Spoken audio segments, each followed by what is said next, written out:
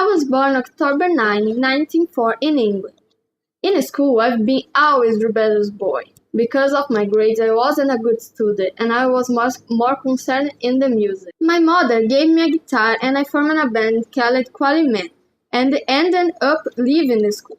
After the entry of Paul in the band, we both started to compose together. But unlike Paul, who was more romantic, I wrote songs more explosive and energetic. In August 23, 1962, I married with my first wife, Cynthia Power, with whom I had my son, Julian Lennon.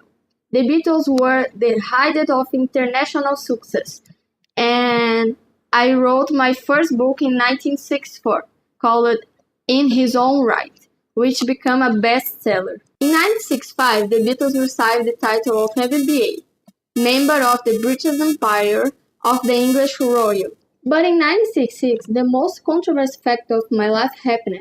I would have declared in the interview with Maureen Clave that the Beatles were more popular than Jesus Christ, what caused an anti-Beatles feeling among fans that burned Beatles records in public squares, and I have to portray apologizing publicly. Also in 1966, the Beatles played the last live concert at the Candlestick Park in the San Francisco, USA. In November of these same years, I met a Japanese artist named Yoko Ono. My relationship with Yoko grew strongly, and the Beatles returned for India. I got divorced and started to live with Yoko. We got married in March 20 in 1969, which is like Paul, George, and Ringo. According to the three, she was distracting me in the records and the band practice.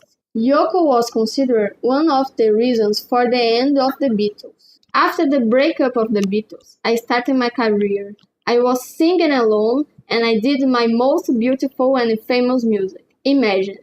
Other behavioral hits were Jealous, Gwen, Woman, Happy Christmas, Mother, and Give Pace and Chance. I died murdered in 1980, but the world will never forget me.